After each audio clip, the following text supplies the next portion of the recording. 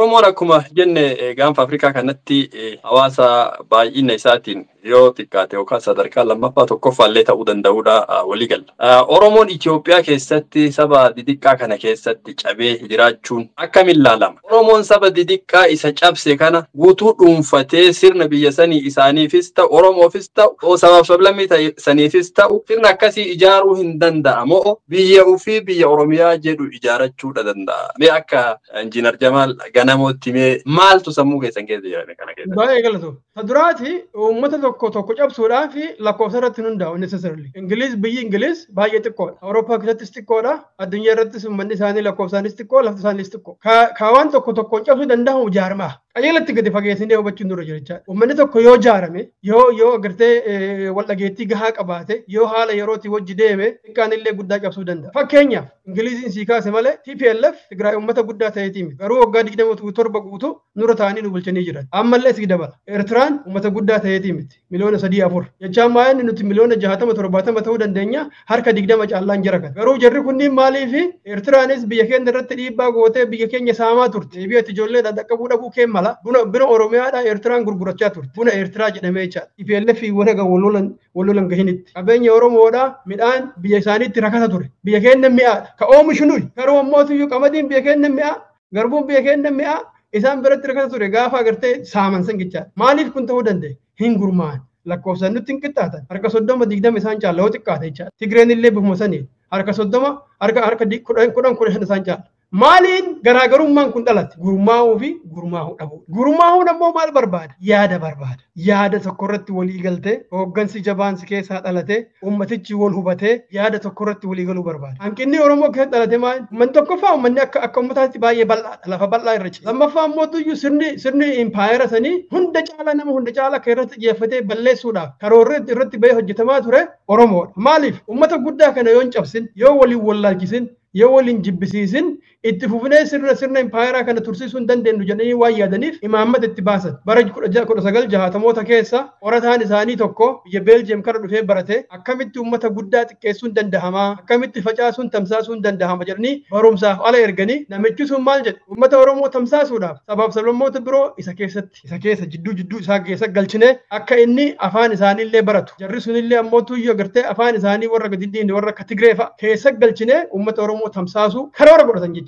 Akka inni hin baranne goonaa, kutaa 4 caalaa akka hin deemne goonaa, yoo ka baratu taate uummanni kun nu liqimsa jedhanii irratti dalagan. So maal jechaadha? Uummanni xiqqaan tokko si boodaa dhufe gaafa si qabateen booda waan haaraa uumuun irra hin jiru addunyaa kanarratti uummatoota biyya isaanii irraa fudhatamte amma biyyaan Ameerikaa keessa jiru kana keessatti faranjiin adiin Awurooppaa irraa kaatee uummata biyya irraa lafa fudhatte. So walitti waan haaraa uumuun sirra hin jiru waan warri biraa biyya namaa irratti hin saame qofa hojiirra oolchaa deemu jechaadha. Itoophiyaan wanti isiin goote maalin waanuma duraanii warri faranjiidhaa biyyoota namaa dhaqee ittiin saame Oromoo irra hojiirra oolchan. So kanaaf lakkoofsaa miti dubbii murteessan. Murteessaan ani biyya kan kooti irratti kabajamuun irra jira. Biyya kan koo irratti saamamuun irra jiru. Ani abbaan biyya ana murteeffata. Mootummaa naan malu, sirna naan malu, aadaa naan malu, seenaa naan malu, afaan naan malu. Itoophiyaan naan murteessuu mirga hin qabdu. Amaarri qubee ani barreeffadhuun irratti dhimma isaatiiyyuu miti mirga isaatiillee miti irratti dubbachuu hin danda'u. Seenaa kiyya irratti dubbachuu hin danda'u. Because self determination jechaan maal jecha beektaa? Atamma nam tokkoo miti akka nama tokkootitti. Situ waan ofii barbaade filata malee namni tokko oluma ka'ee yookaan obboleessuma kan kee tiruu keetti ta'uu danda'a. Even abbaa haadha kan keessa uuman ta'uu danda'a. Gaafa ati bilchina horatteen booda situ murteeffata malee haadhaaf abbaan keenya keessa hin murteessan. Yoo barbaachisaa ta'e mariif yaada kan keetti dhiyeeffachuu danda'a. Garuu murteessaan eenyuun self determination jechaan maa inni namni bilchaate, namni gahumsa qabu akka nama tokkootitti illee ofii murteeffata. Hawaasni tokko hawaasni bilchaate, hawaasni gahumsa qabu ofii isaati murteeffata. Waan namni biraa murteessee fudhata otoo hin ta'in jechaadha. So qabsoon Oromoodhaa jireenya isii guutuu wannummaan uummanni keenya qabsaa'eef wanni uummanni Oromoodhaa walakkaan isaa dhumeef biyya kiyya irratti murteessaan anaa narra murteessuun dandeettanii caasaa keessan hin fudhadhu, sirna bulchiisa keessanii hin fudhadhu, saamicha keessan hin fudhadhu, aadaa keessan hin fudhadhu, seenaa kiyya irra jijjiiruu hin dandeettanidha. So walumaa galan maal jechuufi? Impaayerittiin Itoophiyaa haga danda'ameen olaantummaa saba tokkoo, afaan tokkoo, aadaa tokkoo irra dagaagsuudhaaf baay'ee hojjettee turte. Hojjetaas jirti ammallee yoo danda'ameef turiitii keessa akkuma duratti siin jedhe sheekonni kennayyuu kun har'a yoo Itoophiyaadha sin jedhin si abaara.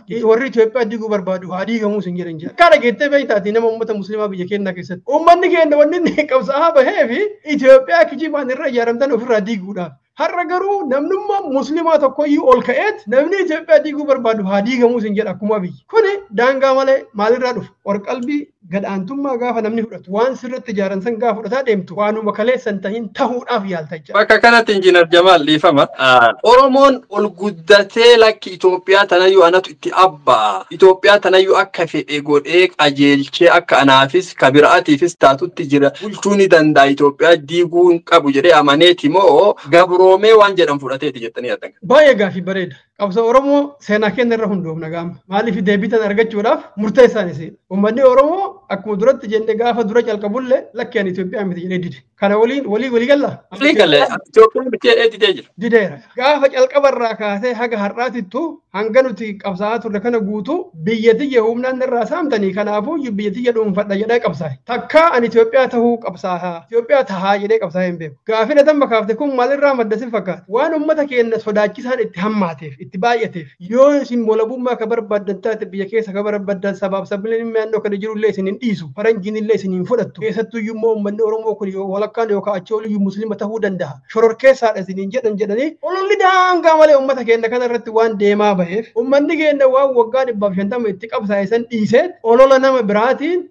gaafii akkatama jettuu kana kaasaa dhufe jecha. Itoophiyaan mootuyyuu dhuunfachuu hin danda'a kophaa isaa hin danda'u. Maaliif naan jedhe biyya sabaaf sablammoonni hedduu jiran. Anatu abbaa olaanaa tahaa abbaa irree taheetiniin isinii kana godha kanallee isinii godha jetta taanaan mirga nama biraa saamaarti. Mirga nama biraa nama saamu immoo amma siif anas jirra. Anaaf ati otoo waliin jirru yoo ati mirga kiyya saamuu barbaadde yoo ani namni kun mirga kiyya saamaa jira jedhe namni dhagahu siif tumsa moo anaaf tumsa? Anaaf tumsa because situyyuu mirga kiyyeen saama jedhaa jira. Amma akka amma ati jette kanatti lakkoofsi uummata Oromoodhaa guddaa waan ta'eef kanaafuu uummatoota biraa akka barbaannetti nutuyyuu kanas kennaa fi ebalullee gola keessa rafii ebalu hagicha rafii ebalu maal ta'e jennaani kuni mirga namaa saamuu jedha. Mirga namaa saamuu hin dandeenyu. Kan nuti gochuu dandeenyu maal? Mirga keenya kabachiifachuudha. Mirga keenya ofii murteeffachuudha. Namni biraa immoo ofii isaatii murteeffachuun mirga isaati. Lakkoofsaan xiqqaa ta'uu danda'a, lakkoofsaan guddaa ta'uu danda'a, nam-tokkee ta'uu danda'a. Individual right and collective right. Faranjiin seera jira jecha dhabee amma nuti waan nu jaalannee yookaan jibbinee goonu otoo hin tahin seerri addunyaatu siin hayyamu. Akkas jedhanii dubbachuun matammaan isaatu yommuu ta'u wallaalummaa. Nu nama biraatiif murteessina jedhanii dubbachuun wallaalummaa keessaa madda beekumsaa miti. Because nama biraatiif murteessinaa miti bakka kana ka jiru Injiinar Jamaal.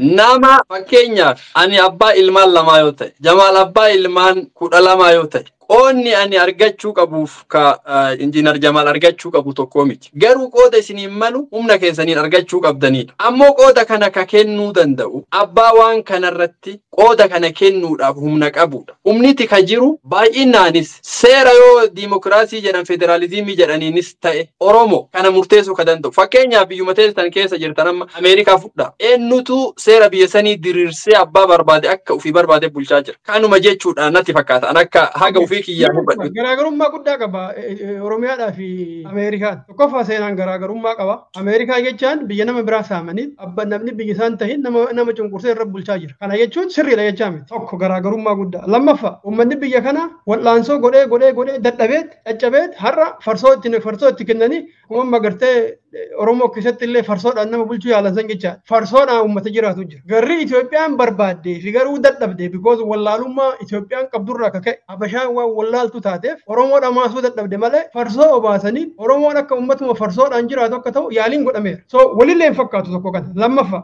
gaafiin Oromoo gaafii saba bicuutiin miti. Uummanni Oromoo federeeshiniin gaafan. That's not our question. Gaafiin federeeshinii gaafii uummatoota lakkoofsi keenya xiqqaa waan ta'eef as keessatti akka nu miidhamne ofiin of bulchuun nu haa hayyamu. Afaan keenya haa dubbachuun nu haa hayyamu jedhee warri gaafatu warra lakkoofsaan bicuu ta'e. Of course. Uummanni Oromoo uummata guddaadha. Uummanni Oromoo ka gaafatu ani walabummaan naan mala addunyaa keessatti mootummaa kiyya qabaadhee United Nation keessatti mootummaa bakka nabuu qabaachuu barbaada. Alaabaan kiyya waan nagitu kana gituun akkuma ummatoota biraa sadarkaa addunyaatitti addunyaa keessatti dhaabbatee mul'achuu qaba. Saamichi narraa haa dhaabbatu. Biyya kiyya irratti namni biraa na saame maqaa Itoophiyaa yookaan immoo maqaa biraa natti moggaase saamichaaf na qopheeffatee na bulchuun mirga isaatii miti. Kanaaf ani mootummaa mataa kiyyaa qabaadhee walaba tahee ofii kiyya mootummaa kiyya filadhee aadaa kiyya daangessaa nama biraatiin alatti dagaagfadhee sadarkaa addunyaatti of beeksisee jiraachuu barbaada. Agarraatu guyyaa tokkoyyuu nama Oromoo ka agartee federeeshiniif qabsaa'e agarree beeyna. Fakkeenya mee dhaabni siyaasaa Oromoodhaaf qabsaa'e haga ammaatti kan walabummaa Oromiyaati biyya Oromiyaa jedhamtu uumuudhaaf qabsaa'e. Ajandaa akkasii bocatee tarsiimoo akkasiitiin qabsaa'e jira. Ka jiru isa malee hin jiru ka Oromoodhaaf qabsaa'e. Ka Oromoof qabsaa'e yoo ta'e jecha. Ka Oromoon ijaare Oromoodhaaf. Fakkeenyaaf mee dhaabboleen akkasii maqaa nuu kaasuu dandeettan Oromiyaa biyya jedhamtu ijaara jedhee qabsaa'ee ajandaa ifa ta'e uummata isaatti gurguratee Oromoodhaaf akkasii qabsaa'e dhaaba kan fakkeenya. Baay'ee bareeda. Qalqaba osoo Oromoo tana seenaa isii beekuun dangaa malee barbaachisaadha. Keessattuu dhaloota haarawaa. Dhaloonni haarofni seenaa uummata Oromoo baay'inaan barachuu qaba. Seenaa qabsoo Oromooillee sirrii barachuu qaba. Qabsoon Oromoo tartiibaan dura qabsoo uummata keessaa dhufte. Uummata keessa jechuun maali? Intelektuwaalii warra waa barate warra qubee lakkaa'e keessaa hin maddine. Uummata tuuyyuu sirna cunqursaa sirna saamichaa hifate qonnaan bulaan Oromoodha. Lafa akka Baalee fa'aatti bakkuma itti dhalatte jechuudha. Saamichi Itoophiyaadhaan nurra haa dhaabbatu. Mootummaan kun mootummaa kennaa miti. Urjaa isin irratti murtan hin kafallu. Taxation without representation jedhama biyya Faranjii kanatti. Otoo nuti bakka bu'ummaa takkayyuu hin qabaatin, otoo nuti murtii kennachuu hin danda'in, qabeenya keenya nurraa saamtanii akka barbaadanii nu bulchuu hin dandeettanii. Kanaaf isin hin gabbarru. Biyya keenya ofii keenyaa bulfannaa. Nuti abbaa biyyaati. Mootummaa keessan hin barbaannu hin fudhannu jedhame qonnaan bulaa Oromoottu diddaan jalqabe. Hawwadhu bakkaan maaliif biyya tiyya sin saamsisuu nan saamtuu jedheet warri akka Jeneraal Waaqoo guutuufaa qabsooyyuu jalqaban jechaadha. Qabsoon sun immoo deemee barattoota impaayeratti san keessa jiran ka Oromoollee hin tahin hawateet jarri mootuyyuu qabsoon uummata kanaa qabsoo sirriiti. Gaafiin uummata Oromoo gaafii sirriidha. Oromoo qofayyuu miti sabaaf sabloonni immoo ribilaallee akkasuma jiraatan waan ta'eef sirni kun jijjiiramuu qaba jedhanii sirna mootii ka Waaqatu nama tokko file jedhanii maatimmaan tokkichi akka barbaadetti ilmaaf abbarraa wal dhaalan san caccabsee jechaadha. Qabsoo uummata Oromoo caccabse. Qabsoo uummata Walloo caccabse. Qabsoo uummata Harargee caccabse. Seenaa kana beekuun dangaa malee barbaachisa. Uummanni Oromoo takkaa Itoophiyaa fudhatee jalatti bulee hin beeku jechaadha. So uummata keessaa kamaddeetu iyyuu intellectual yookaan mootu warra amma hayyoota waa baratan jedhu kana dirqiidhaan akka qabsoo uummata Oromootitti seenan taasise. Gaafa seenan immoo tartiiba uummanni barbaadu sana irra deemuun dirqamatti ta'e. Maaliif?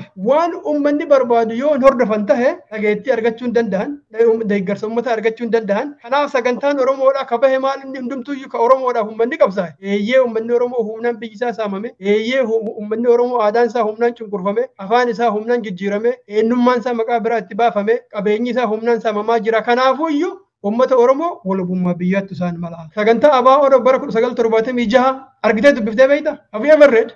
Sagantaa ABO ka 1976 qofa osoo hin taane nama fakkeenyaaf yeroo jalqabaatiif waraana Oromoo 10,000 lakkaayamu hooggansas kennaa ture. Akkasumas dippiloomaasii yeroo jalqabaatiif biyyoota namaa keessatti Oromoof qabsaa'uudhaaf bane fakkeenya nama tokko isinii fudha. Hooggansa jalqaba hawaasa kanaa jechuu dandeettan Haji Hussein Sura. Namni kun sabaaf sablammii didiqqas ufii qabne biyya tana bulchuu qabnatti amana. Isin maal jettan fakkeenyaaf 1962 irraa jalqabe namni kun qabsoo. Warra hooggansa jalqaba Haji Isaaq Daadhiititti aansee jechuu yeroo jalqabaaf Oromoon waraana ijaarattee sochooterraa. Fakkeenyaaf achirraas ajandaa ifan taane tokkotu Oromoo keessa deema. Kammaan Oromoo qabsoofna jedhu dhaabbileen Oromootis ejjennoo isaa ifa bilisaan uummata isaatiitti kan gurguratu takkaan agarra. Nuti amma dhaloonni amma haga tokko sirna jallataa kana keessattis waa baratu, waa dubbisu, waa argu. Ajandaa ifa ta'e waan kiliir ta'e ammaan tana dhaaba Oromooti ka jennu ABO mee fakkeenyaaf ijoollee amma bosona jirtu raasaa kennee halaalu fakkeenya. Isaan keessaa baanee dhaaba siyaasaa jennee ABO akka qabnutti, KFO akka qabnutti jarri kun lamaanis federaalizimiif qabsaayan. Ana si deebisa moo rakkoon hin jiru. Ayyee.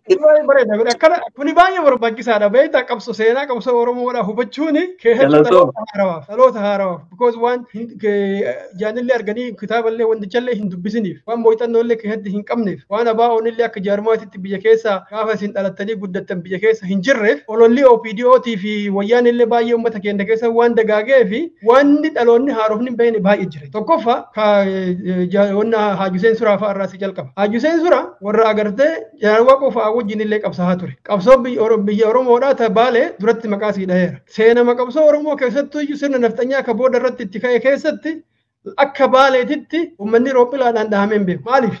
Because uummanni hadheeffatee lolatu waan ture. Isin hin gabbarru jedhee biyyatti jetti ana bulcha jedhee waan daangaa malee guddaa akka malee lolaa tureef biyya ofii barbaachuurraa kan ka'e Somaalee wajjin bullaa, Amaara wajjin bullaa jedhee otoo hin ta'in anatu ofiin bulcha biyya kiyya irratti jedhee waan qabsaa'eef roophilaadhaan irratti uummata keenya irratti balala'aa turan jechaadha. Fixaa jiran roophilaadhaan. Ajeelatti na hubadhu waan kan jijjiiraa jiru kan jecha. Uummanni kun federeeshinii daanisi wajji bullaa aboo rabbumaa jedhaanu kan nudiisa jedheetini mikendi qabsaa'e biyya kiyya irratti isin gabbaruu ani ofii kiyya uf bulchaa ati mootii kiyya ta'uu dandeettu jedhee qabsaa'e ifatti jecha so qabsoo saniin booda akkam ta'e namoonni Oromoo kan uummata kanaaf qabsaa'an Somaalee dhaqanii Somaalee qofa miti Yemen dhaqanii Iraaq dhaqanii Siiriyaa dhaqanii wajjiin hedduu ta'anii biyyaa bahan maaliif qabsoon biyya baala keessatti deemaa turte waggaa 8 deemaa turte namoonnummaan Oromoodha ka Oromoodha jedhaman harroota impaayiretiidhaaf ergamaniin karaa irratti gufachiisanii karaa nagahaatiin koottaa araara isinii isinii wajji goonaa ofii keessanii biyya bulfattan jedhaniin uummata keenya karaa irraa mucuceessanii jarri mootuu namoonni gargariin biyya keessaa bahee biyya alaa dhaqechaa so biyya alaa gaafa dhaqan wal falmii ture yaada lama ture fakkeenyaaf Haji Hussein Suraa maal jedha nuti sababsalummoota birootillee itti hirkanne ofitti sasqabne amaara jalaa baafne humna godhanne yoo qabsoofne nuu laafaa kun taaktika jecha akka yaadaatitti warri biroo immoo maal jedha lakkii karaan jettu kun nun baasu wanni nun baafneef tokkoffaa Oromummaa mataa isiitu awwaala Itoophiyaan mee jalatti galcha Oromoo wanni jedhamu kun beekamuun deemu soo akka nam tokkootitti nama namumaa gartee nama tajaajilu gabra taana malee gabrummaa kenna itti fufu malee furmaata Oromoon ta'u Oromoodhaa ka furmaata ta'u tokkoffaa eenyummaa Oromoo deebisanii ijaaruudha sirri dhageeffadhu an sin jedhaa kun because namni bara sanitti almost Oromummaa iyyuu keessaa bahee ka muslima ta'ellee waa'ee muslima Arsii ta'ellee Arsii Kamaal ta'ellee gosuma fi lakkaa'aa malee Oromoodha waan jedhu kana iyyuu keessaa baasanii jiran yoo danda'an immoo amaarummaa baay'ee irratti dagaagsaa jiran so yaanni lama wal falmecha karaan kun nun baasu akka uummataatti illee ni dhabamna qaamaan jiraachuu kennan mala garuu hojjetama namaa taanaa eenyummaan kennan mul'atu seenaan kennan beekamu afaan kennan jiraatu aadaan kennan ittiin fuftu kanaaf Itoophiyaa jennee gurmaa'uun Oromummaa balleessuudha Oromoo balleessuudha waan diinni barbaade san ta'uudha jedhanii wal falmanii lama ta'anii ijaaramu Haji Hussein Suraa ENLF ijaarumaa jedhamu Ethiopian National Liberation Front warra jedhamu uume jecha akkuma boodarra jaarmoonni biraallee jiran itti sii dhufa tartiibaan akka namni kennu hubatu barbaada waan ta'eef so warri biraa warra akka Jaarraa faati warra akka Elamoo Qilxuu faati hindidan kunnuun ta'u jedhan didan jarri maal jedhan Oromoo yoo jenne irra faayidaa qaba uummata Oromootiif hegereen Oromummaadha achi keessa jirti jedhan didan wal dhaban jarri kun ummata keenya kakaasuu irra jira miiree lamaanu humni lamaanu ummata hawachuu irra jira Haji Hussein Suraa illee waan ofii danda'e ni yaale jarri illee ni yaalan ka Oromoo biratti fudhatama argate Haji Hussein Suraa otoo hin ta'in ka jara kaawwanii ta'e bakki har'a nu jirru kun Oromummaa irratti hundaa'anii ijaaramuutu bakka kanaan nu gahe malee warri Itoophiyummaa irratti hundaa'ee yaada san dhiyeesse Oromoodha furmaatan finne takka Haji Hussein Suraa illee milkaa'uu hin dandeenye maaliif dargaggeessi Oromoo ka lafaa dhufu ka barataa dhufe kuni cunqursaa impaayirri Itoophiyaa irra gaggeessu waan arguuf dargaggeessi didee gara Haji Hussein Suraa dideet akkuma jiruun ka Oromummaa san fudhate. Fakkeenyaaf Jaarraanfaa adda bilisummaa Oromoo hundeessan maqama adda bilisummaa Oromoo kanayyuu namni lafa kaa'e Haji Hussein Suraatti. Ta'uu hin danda'u kuni waan hin jiran uumin gaafa. Kota kaama ragaa lafa jiru kitaabaanis seenaanis barraa'eeti. Isinii dhufu. Fakkeenyaaf gaafni isaan Ethiopian Liberation Front hundeessani gaafa Somaaleen maqaa Somaaleetiin malee qabsaa'uu hin dandeettanii dippiloomaasii keessan biyya Arabaa keessaa diiguu yoo diidan malee jedhan Itoophiyaatti jijjiiratan. Ammoo maqaa gaaf duraa lafa kaawwatan san Jaarraan gaaf Oromiyaa seenu fudhatee ka'e itti naa deebi'a. Bareeda. Duraati seenaa jajallisuun gaarii miti. Maaliif yoo naan jette Haji Hussein Suraa takka yaada isaanii jijjiiratanii abaa'oon ta'an jireenya isaanii keessatti illee Itoophiyaatu nu baasaa karaa saniin deemna waan jedhanii itti amananiif yaada isaanii qabatanii immoo addunyaarraa galan. Kun waan dhoksaa qabullee. Yaadaa miti waan nama isiniin jedhe jira gaafa sooraa leenjiftoonni waraana Oromoo yeroo sanii waraana san keessa Gujitu jira Boorana jira kutaan hedduu keessa jiran sooraa ka jedhu kun Oromoo bakka hin bu'u maqaa Oromoo fakkaatu nu moggaasii I think 1964 waan akkasii itti deebi'aa. Tokkoffaa qabsoo Oromoodhaa seenaa isii akka tokko waan lafa bulleef qoranneellee gaafanneellee dhageenneellee hin beekna akka guddaa isaa jechuufi. So Haji Hussein Suraa yaada isaanii hin jijjiiranne karaan sun hin baasamu hin baasuun waan birooti. Okay? So namni yaada tokko qabu yaada isaa san dhiisee maqaa biraa jaarmaa biraatiin moggaasee yoo jenne ufsa bu'uudha dhugaayyuu miti jechuudha. Maaliif haga dhumaatittuu isumatti amanan isaan. Karaan sun sirriidha moo sirrii miti waan birooti beekama dubbiin. Itti amanuun illee mirga. Hin baasa jedhanii yaaduun illee mirga. Yoo ammoo hin baasin yoo yaadichi kufe homaa godhuu hin danda'amu. So isaan akka gaafa dhumaatittu kun immoo kabajaallee irraan xiqqeessu baay'isee akkasitti akka namni ilaalleef. Yaada itti fakkaate dhiyeessaniiran fudhatama dhabeera yaadichi kufeera. So isaan bara 1971 akka faranjiititti jecha yoo akka Itoophiyaatti ilaalame 62 ta'a. Okay? Yeroo sanitti karaan dubaasuu warra biraatii wajjin illee gosoota biraatii wajjin illee akkasii yoo ijaarame jechuun yaada isaanii ture fudhatama dhabeera. Oromoo keessa fudhatama dhabanaan immoo yaadichi ni kufe. In fact yeroo gaafsan isaan jaarmaa ijaaran namni isaanii tumse barataa akka ture Faransaay keessa akka ture Hayilee Fidaa. Hayilee Fidaa boodallee gaafa biyya galellee isoon jedha jaarmanni ijaarame. Mallaa Itoophiyaa maal jechuudha sunillee. So yaadni isaatiif ka Hayilee Fidaatiif ka Haaguseen Suraa gaafa biyya alaa jiranillee wal fakkaata gaafa biyya deebi'ellee waluma fakkaata. Kan Hayilee Fidaallee fudhatama dhabe hin kufe. Jabeessi na caqasi. Lakaasin bara mormaan jiruan bakka takka qofa akka nan hubatin argaa jira malee bakka takka akka nan hubanne argaa jira malee isin mormaan jiru. Akkasirratti qofaa fi midhaan si korraa warra dhageeffatu maraaf dubbataadha. Hayilee Fidaallee dargii iyyuu leenjise sooshaalizimiin akkanatti tola jedhee qajeelche jaarmaa ijaarachuun beeynu Hayilee nu gorsi jedhaniini jaarmaa akkatti ijaaratinillee barsiiseeni garuu Itoophiyaan ni nyaatteen. He did nothing for Oromo. Maaliif ilaalcha dogoggoraa Oromoo nyaachuu malee Oromoodhaaf waan akka yubbuu finnitti achi goreet nyaata beechaa. Isa qofaa miti inni doktora nama waa barate Sannaa Ilikee akka jedhamu jira ammoo akkasumatti dabalee. Sannaa Ilikee Wazlig jedhama jaarmeen ijaare. Innillee akkasuma jecha. Sunis karaa Itoophiyaatti nu baasa jedheetti ijaare. Isallee akkasuma nyaataniin. Takkaa namni Oromoodha maqaa Itoophiyaatiin ijaarame hawaasa keenya keessattis dhageettis argatee fudhatama argatee hin beeku. Tokkichuu ijaarameen akkasiin jiru Oromoo keessa. Lammaffaa takkaa immoo Itoophiyaan illee dandanteen hin beektu. So wanni lamaanuu maal si garsiisa? Takka Itoophiyaan abbichaan fudhattu. Amma Itoophiyaan Jawaariin ni fudhatu si fakkaata. Itti fakkaata malee Jawaariin hin fudhatu. Abiyyiin mataa isaa Oromoo irraa fagaatee deemee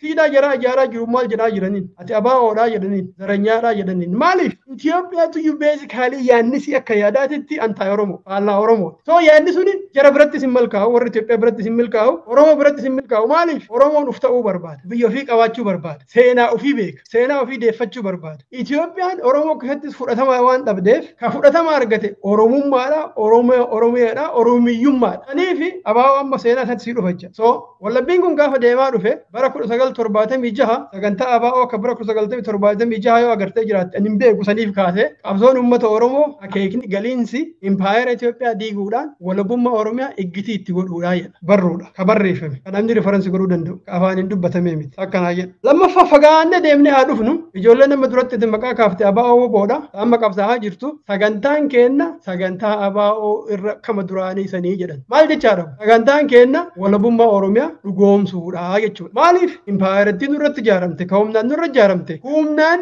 namni nu dhanga'ee nu obaasee nurratti tursiisuu hin danda'u. Sirna saamichaa jalatti buluu hin dandeenyu. Biyya keenya deeffannaa jedhaniiti. Hin dubbifne yoo ta'e dubbisu. Dubbiin guddaan bakka kana jirti. Arguu dhabuun ofii arguu dhabuun. Maalirratti Itoophiyaa waliin warra yaada Itoophiyaanummaa geggeessu waliin mari'achuudhaaf ta'a Abaawul. Abaawun kun. Fakkeenyaaf waraanni adda bilisummaa Oromoo ammaan tana hidhatee lolaa jiru sirna amma Abiyyi geggeessu kana wajjin marii araaraa yeroo garagaraatti waliin ta'ani maalirratti araaramuudhaaf waliin ta'a. Falastiinii fi Israa'eliin agartee beekta. Hamaasii fi mootummaa Israa'el agartee beekta. Argee beeka. Waliin ta'anii mari'atu. Hin mari'atanii. Israa'el fixaa jirti uummata. Fixaa jirti. Maaf godhan jarri sun? Nageenya fiduuf. Namuu garuu mirga ofii gadhiisee beeka. San warra waliin marii san keessa taa'ee beeka. Argaa jirti. Waan dhoksaa ta'e miti beeka. Waan addunyaa irratti arginurraa siin jedhaara. Takkaa uummanni Falastiin mirga ofii gadhiisee beeka. Hindiif. Isaatti deebiin kana. Hanga ati mirga kan kee gadi dhiisinitti, hanga ati sagantaa kee hordofaa jirtutti, hanga ati humna kan keetiif saba kan keetitti amantetti, otoo kaayoo kan kee hin jijjiirin nama wajji haasa'uun wanna takkayyuu hin qabu. Hammeenni gaafa gama. Gaafa ati kaayoo kan kee jijjiirtee uummata kan kee gantee yaada nama sanii jalatti bulte, of course gaaf san gante jedhama. Yoo san hin tahin, yoo wanni Hamaas godhu sirrii ta'e, Oromoon godhu sirrii wanni hin taaneef hin jiru jechaadha. Yoo wanni Falastiin godhu na eegi.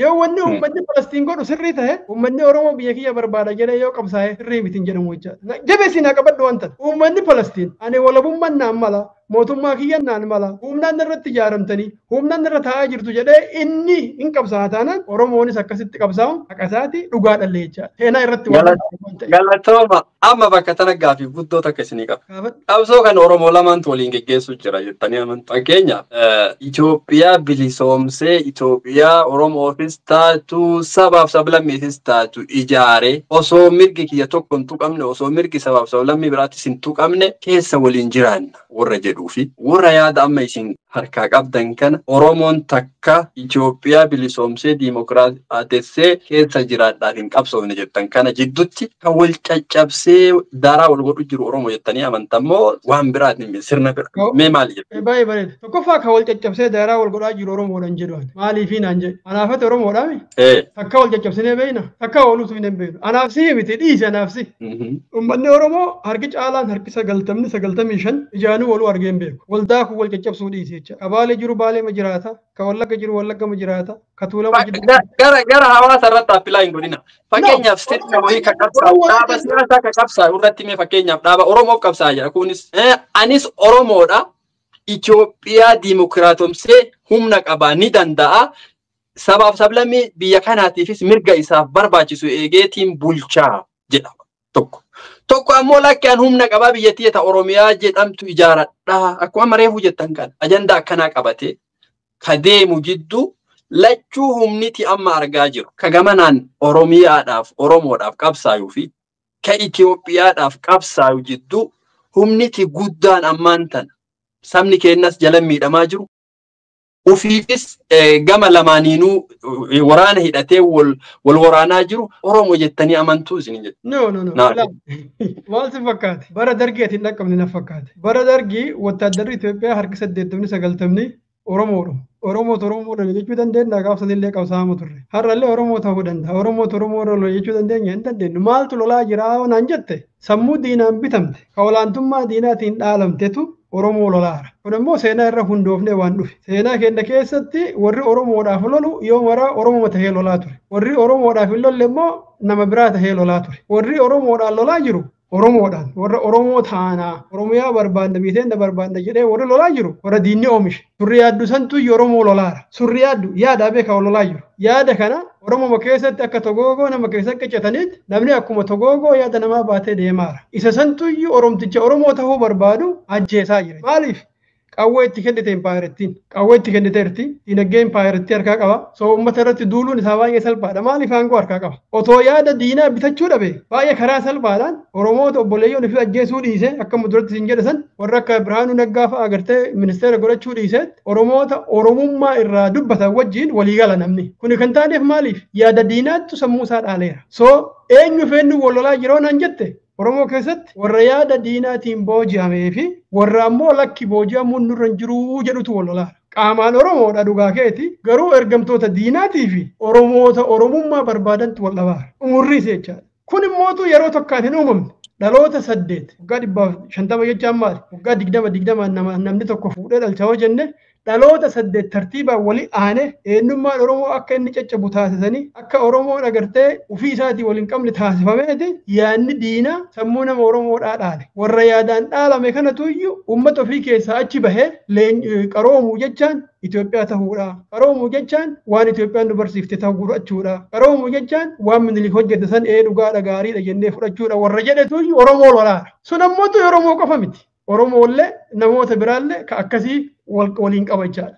Ka Oromoodhaaf lolaa jiru Oromoomaaf lolaa jira inni humna biraallee ofitti fidee Oromoodhaaf lolaan jiru Oromoon lolaan jiru uf taheet warra diinaan sammuun isaanii booji'ame san lolaa jira. Lolli deemaa jiru yaada warra yaada impaayirettii fudhate Oromoollee ta'uu dhabe isaanii fi warra lakki yaadni impaayiraa kun sirrii miti Oromoodhaaf hin maluu hin ta'uusii seenaa isaa irratti illee ka hundaa'ee miti jedhu kana lamaantu wal dhabe yaada wal dhabe yaada diinaatii fi yaada ammootu yaada Oromoo ta'etu wal dhabe kanatu qawweedhaan wal nama tumsiisaa jira jechaadha. So furmaanni qabaa furmaanni jira kana hin jira baay'ee laafaa kamin laafaanaan jedhe heera addunyaa jira addunyaa kanarra sabni tokko mirga isaa murteeffachuun mirga isaati mirga ummataati warri ummata keenya maqaa Itoophiyaatiin fixu kun fixuu dhiisee ummata fixuu dhiisee nama ajjeesuu dhiisee ijoollee xixiqqoo waan nyattuu hin qabne ka bakka bultuu hin qabne ka roobaa fi aduudhaan bosona keessatti ala keessatti dararamtu ka qoricha argachuu hin dandeenye ka rasaasa hin qabne akka jara ka ammootu dippiloomaasiidhaan deeggarsa addunyaa hin qabne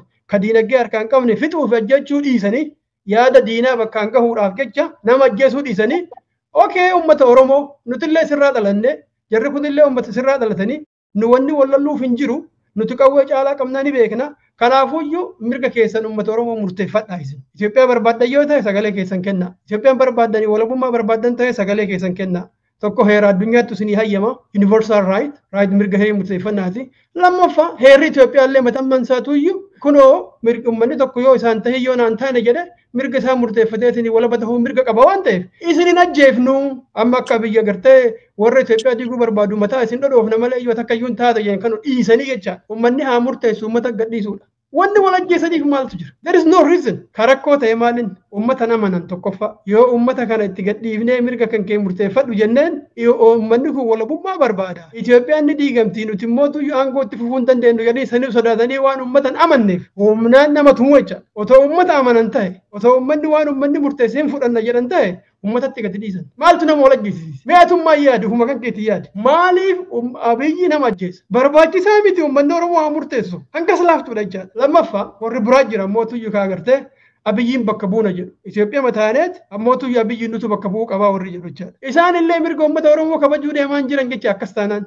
Wanni furmaata ta'u maali nama maraafu jara keen Oromoo yoo ta'e jecha namni tokko yoo Oromoo ta'e dhugaadhaan waa Oromoo kaa yaadu taate nuti wal ajjeesuun nurra hin jiru. Sabni keenya silayyuu bilisummaan arganne du'aa jira, ajjeefamaa jira, buqqa'aa jira. Kana gochuun ammoo sirrii miti. Nuti warri aangoo irra jirrullee, nuti warri aangoo dharraanullee uummata keenya fixuunis wal fixuun nurra hin jiru. Nu martinuuyyuu bilisummaa uummata keenya haa murkaneessinu, haa dhugoomsinu. Bilisummaa uummataa mirkaneessuu ammaan qawween otoo hin sodaachisin, otoo hin buqqisin waan inni barbaade haa murteeffatu. Erga inni murteeffateen booda yoo inni Oromiyaa walaba barbaada tahe Oromiyaa walaba sanirratti mootummaa inni ijaaru keessatti ni hirmaanna. Yoo inni Itoophiyaa barbaada tahe Itoophiyaa inni barbaade keessatti mootummaa ta'uudhaaf ni dorgomna hanganuma dubbiin ta'e. Garuu hoo namoonni anatuuyyuu ammoo kana aangootti dhufee biyyattiillee saamuu aangoo argachuu hin darra jira jedhanii waan yaadaniif mirga uummataa dhiisaniiti negotiation yoo eliitii walii gale yoo hayyoonni walii galan wanni martuu dhumtee warra jedhu jira. Dhumuu hin dandeettu bikoos waggaa 150 guutuuyyuu hin dhumne. Hayyoonni jedhan kun rakkoo uumuu malee nama ajjeesuu malee nama fixuu malee uummata buqqisuu malee furmaata fixuu hin dandeenye. Soo furmaannee isaa dhufa jecha.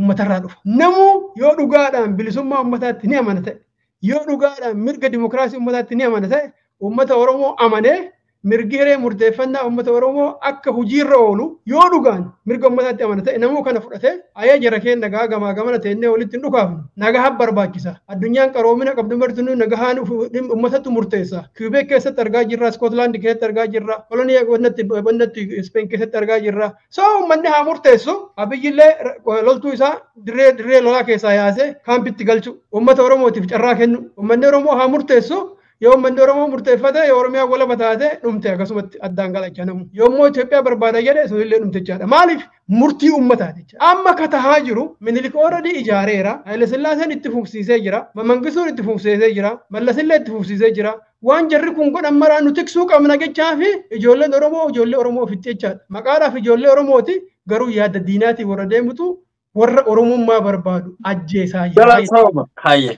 Amma dhufne bara akka bareedanaa dhuftanii galatooma. Kanuma wanti qajeelatti namaaf adda bahuu qabus kan. Tokko ideoloojii diina biraa baadhatee tokko ammoo ideoloojii Oromiyaa ijaaruu qaba jedhu baadhateeti wallolaa jechuudha. Garuu humni kun lamaanuu dhiigni isa afaan isa Oromoo kaayyoon isaa tokko Oromoof haa ta'u tokko Itoophiyaaf haa ta'u. Kanumarra walii galleemi. Oromoo kagara Itoophiyaatiin jiru Oromoo qofaa miti inni. Laal lama adda si baasee beek. Kagara Oromootiin jiru ka Oromummaa barbaadu Oromoodhuma. Ka warri yaada diinaa bitate immoo humna biraallee ka diinaallee of biraa qaba. Humna biraallee diinummaadhaan Oromoo irra bobbaasaa jira. So Oromootu Oromoo lala jedhaan jechuun dandeenyu jechaadha. Maaliif? Qaamni sun yaadaanis yaada diinaati yaadaan. Qaamaanis ammootuyyuu diinallee baatee deema. So kanaafuu Oromoo lola osoo hin tahin yaadaanis yaada diinaa lammaffaa ammootuyyuu qaamaanis warra diina tahee fi diina jalatti galetu Oromoo lolaa jira.